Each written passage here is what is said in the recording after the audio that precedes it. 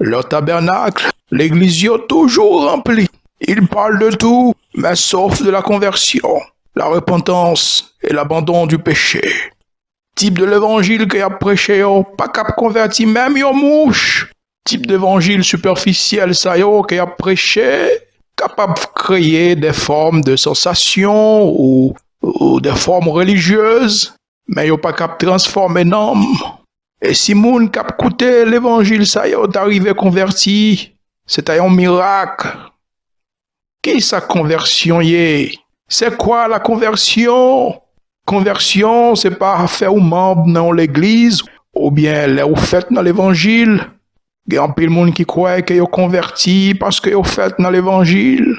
Yo croit que puisque yo fait dans l'évangile, ça lui garantit.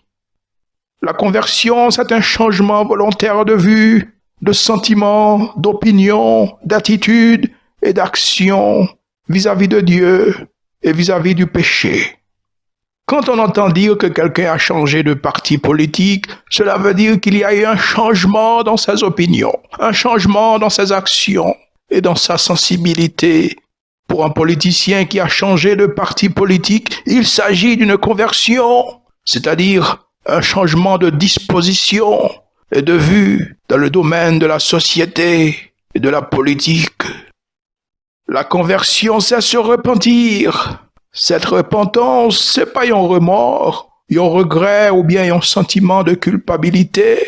Parfois, nous regrettons de ce que nous péchons seulement à cause de conséquences, surtout quand cela nuit à notre réputation. Mais c'est pas parce que nous raillons péché. Là, nous parlons de péché, nous parlons de péché en général, que c'est pas seulement péché que nous avons fait avec nous, mais aussi péché que nous avons commettre dans que nous, c'est-à-dire le mensonge, l'orgueil, la jalousie, l'envie, l'insatisfaction, l'hypocrisie, la médisance, l'amour pour le monde, la négligence des choses de Dieu, la cupidité, etc. Ces péchés ont le même poids que ceux que nous appelons communément des grands péchés. Les hommes bien convertis, les vins raillent péché au point que les païens n'ont aucun goût, aucune envie pour le plaisir de la chair. C'est ce que l'apôtre Paul a expliqué dans Romains 6, verset 6. Sachant que notre vieil homme a été crucifié avec lui, afin que le corps du péché fût détruit, pour que nous ne soyons plus esclaves du péché. La conversion, c'est croire à l'évangile. C'est avoir la foi en Jésus-Christ. Une conversion sincère, menez-nous à mettre toute espérance nous dans bon Dieu. Nous venons remettre Jésus avec tout que nous et toute force nous.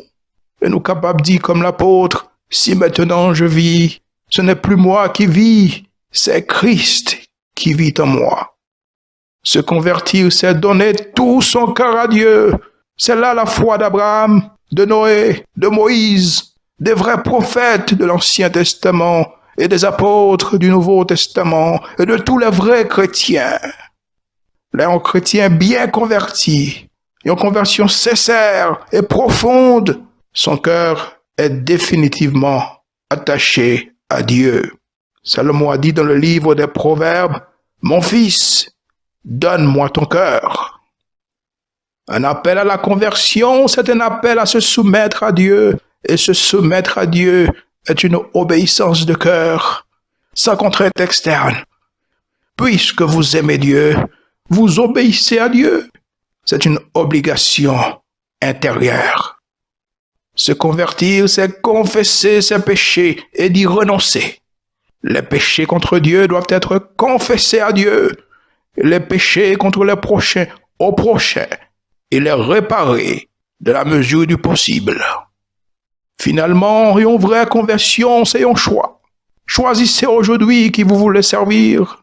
Ah oui, si vous te dites que vous remettez Jésus-Christ, si vous te dites que vous baillez Jésus-Christ, si vous te dites que vous acceptez lui comme Seigneur ou comme Sauveur, vous devez faire un choix définitif entre servir Dieu ou le monde, entre une vie de sanctification ou pratiquer le péché.